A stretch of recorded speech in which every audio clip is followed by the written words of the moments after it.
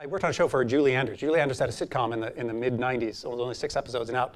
I was the PA on that show, so I used to have to drive scripts around town before this internet thing happened. And the writers hate being at work, but we always had, one of our great joys is food in the kitchen, candy and bagels and stuff. And one of the other things I did was deliver scripts around town at night after we printed them out. And one night I delivered to Julie's house in Bel Air, and it's like 10:30. She comes to the door in her bathrobe and says, and I say, "Oh, here's tomorrow's script, Julie." And she says, "Oh, thank you, Dean. Sleep well." So Mary Poppins told me to sleep well. So I slept pretty well that night. But I noticed that the writers really liked Fruit Loops. All of you who have heard me before, this is the only thing you remember about the speech I gave, isn't it? The Fruit Loops story. But I noticed they really liked Fruit Loops, and so I always kept an extra box of Fruit Loops in the cupboard. And one day a writer came home in the morning, he came in and he was pouring a box of Fruit Loops into a bowl and it was only like half full. And he looked at me really sadly and said, "Dean, we're out of Fruit Loops." And I said, "No, we're not." And I reached in the cupboard and I grabbed a box of Fruit Loops and I handed it to him. And he looked at me like I was handing him the Ark of the Covenant. It was just like his eyes went wide and he went, "Wow, thanks."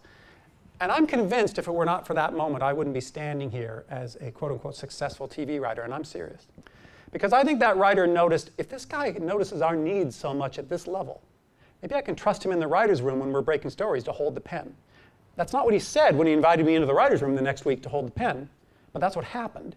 And then because I had that job, I was able to say at my next job, yeah, I've been in the writer's room, and then that moved up to a writer's assistant level.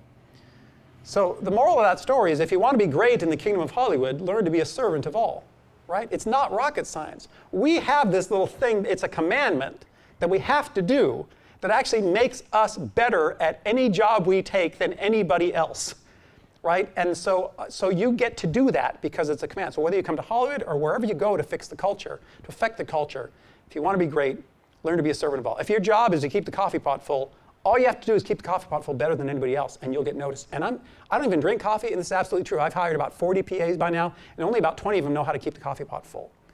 If you're noticing other people's needs, caring about them, offering what you can do to them without being asked, that's what you want to do as you kind of make your way through culture.